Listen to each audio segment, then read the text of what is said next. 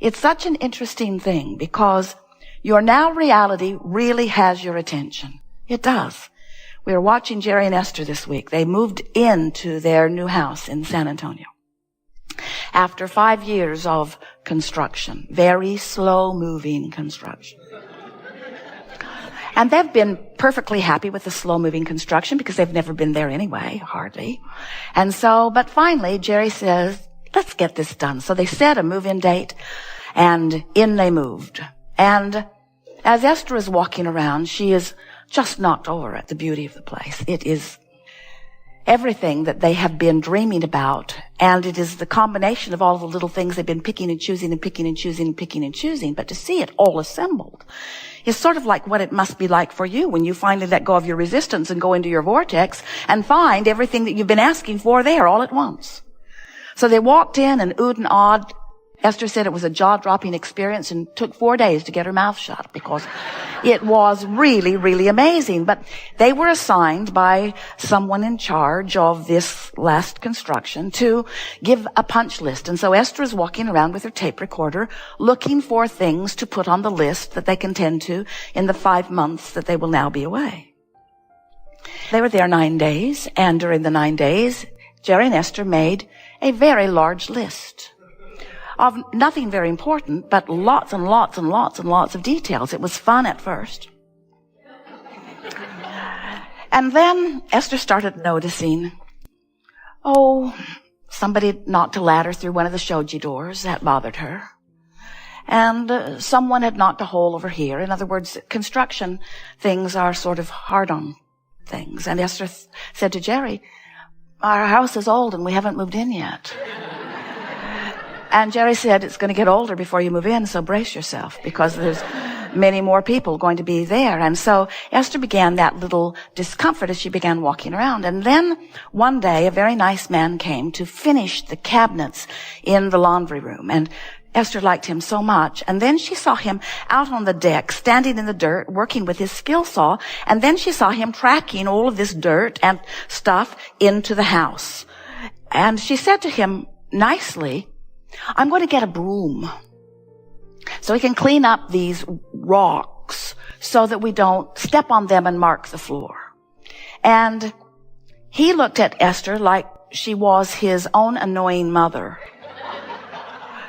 and said, ma'am, which in and of itself is annoying, I always clean up after myself.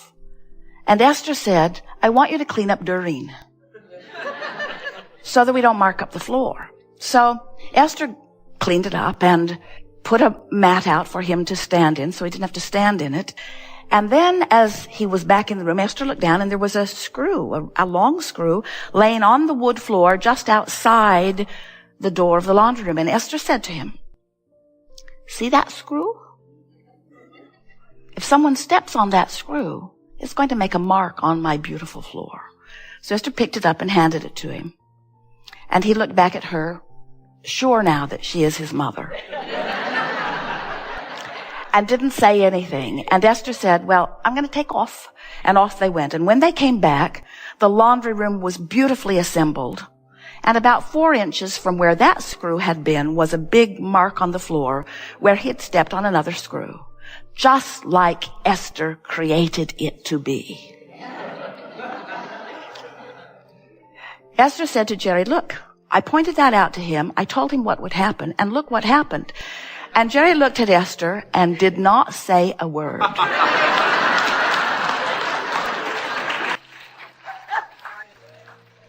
However, Esther can read his mind, so he was still in trouble. At which point Esther said, I hate law of attraction.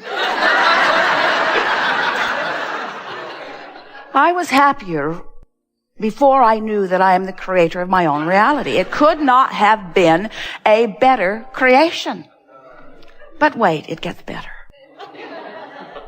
Then the furniture company came, delivering some beautiful furniture that they'd picked out from California.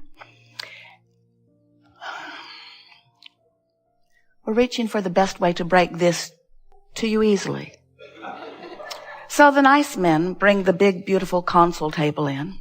And it's all wrapped up, just like they promised it would be when they said they would deliver it. Wrapped up with foam and cardboard and shrink wrap.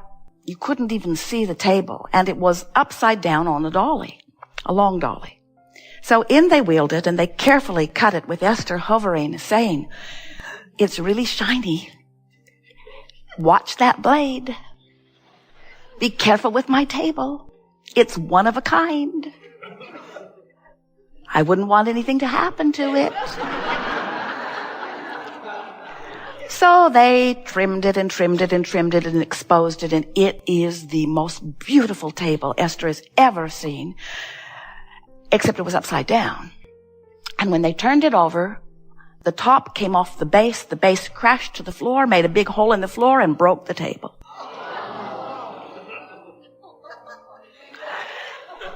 Esther said something that would need to be edited out of this recording if we told you. And Jerry said something that would have to be edited out of this recording if we told you. And then Jerry disappeared for 2 hours. Esther called him on the phone and called him a coward. And then Esther proceeded to say to the men who had no blood in their head at all, they were green then white. Esther said, "This was not your fault. This was an accident looking for a place to be delivered to me. This was not your fault. The top should have not been assembled. 4 little screws were all that were holding it. It was too much weight to be turned over. There were no instructions on it, but all of that is irrelevant. What is relevant is that in an environment of hovering and worry, in an environment of we need to be careful because something could go wrong, in an environment of expectation of things going wrong, things have to go that way. And Esther still hates the law of attraction. In other words, she thinks, she doesn't really, but wouldn't it be nice if everyone could anticipate everything that you've got going on vibrationally and compensate for it so that you never have to experience the full wrath of your own creation? But it doesn't work that way, does it? In other words, things happen as you expect them to be. Expectation is the name of the game. In other words, now Esther is right when she says, I wouldn't expect things to go wrong if things didn't go wrong. She's not wrong about that, of course. Sloppy people, uncareful people, people that don't know better, train you into your vibrational patterns. But that's really beside the point, because you cannot control all of those uncontrollable things. You can't get out ahead of everyone that's involved with you and teach them the way that you want them to behave so that you don't have to clean up your vibration. You've got to clean up your vibration. And that's really the thing that we want all of you to know. Now, some of you are thinking, let's see, Esther met Abraham in 1985. Abraham's been saying the same thing for all of those years. Esther still doesn't get it. There's no hope for me. I think I will go home. But really what's happening is Jerry and Esther have a spectacular life. But law of attraction does not make them the exception. Ever. Law of attraction treats them the way they offer their vibration to be. It's just that way. You just cannot ask for something different from what you expect. And so this Art of Allowing workshop is really about, the conversation that we want to have is really about training yourself into vibrational alignment with who you really are and what you really want. You see, all the disappointment that you feel, whether it's because someone dropped your table or because someone hurt your feelings or because something went wrong in their life or because they deceived you or you wanted better for them, everything that goes wrong, what it really is about, and this is a little hard to hear, but once you get the hang of this, it's going to free you from so much impossible struggle. What it's really about is that through life, you have created a version of everything, and it is in your vortex of creation. And every bit of disappointment that you have is because you're not in the moment living up to the version that you have created. In other words, Esther has created a version of cooperative people and a beautiful house and things unfolding nicely. She's created that version in her mind as they've been driving around the nation, picking things for years and years and years. She has an image in her vortex, not just an image, a vibrational reality of how she wants that to be, how she wants her business business to be, how she wants each and every relationship to be. You all have this too. And when she faces a reality that defies that version, it is the defiance of that version that equals the negative emotion. Esther is not upset because the table is broken. Now you all gasp, because you think that that's what it is about. Esther would have thought that that is what it is about. Don't want a broken table, got a broken table, that's why I'm upset. But it isn't for that reason. The upset is because she was not and is not a current vibrational match to the version of her life that she has put into her vortex. So now Esther could play that back. All right, Abraham. My table was just dropped. It was pretty for a minute.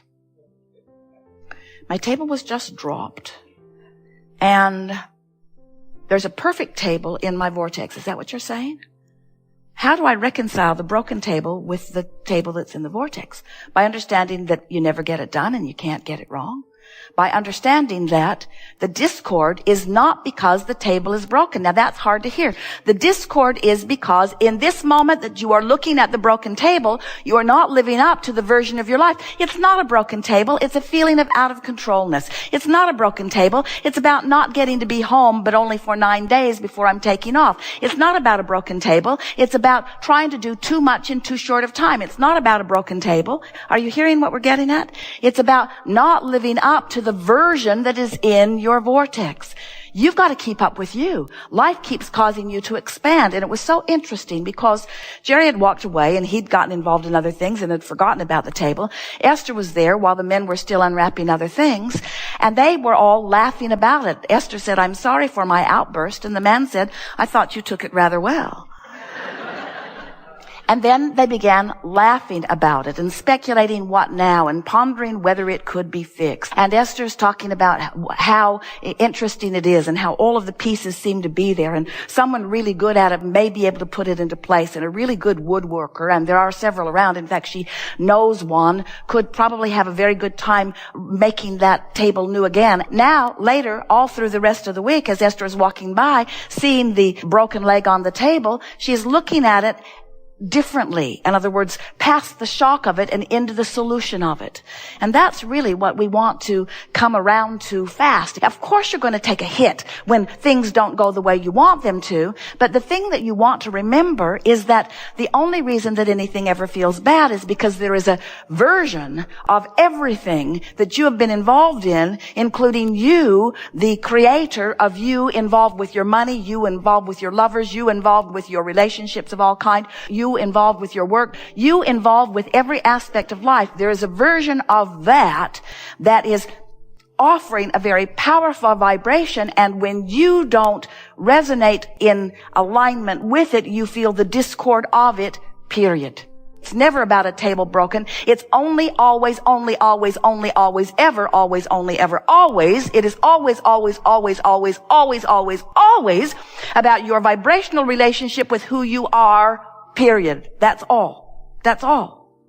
And the manifestation time will speed dramatically, because we're not kidding you when we say you were source energy before you came into this body, and you are source energy even though you are in this body. A part of you is here present, this focused genius personality that you know as you, important part of you here in this physical body. And as you are here in this physical body as the leading edge of source energy, you are exploring contrast just like you knew you would, and coming constantly all day, every day, to new awarenesses of what would be just a little better than it already is. Even one-celled organisms, every consciousness, which includes all that you know, is having exposure to life and requesting improvement. That's what the evolution of all species is about. So as you know what you don't want, you know what you do want. And that rocket of desire emanates from you vibrationally. And here's the best part of this that you don't now know consciously, if you're like most humans, as that rocket exudes from you, this non-physical part of you who remained as non-physical energy even while you're here in this physical body, this source energy, God force part of you became the vibrational equivalent of the new request that you set forth, and holds that vibrational place marker, holds that set point, and calls you to it.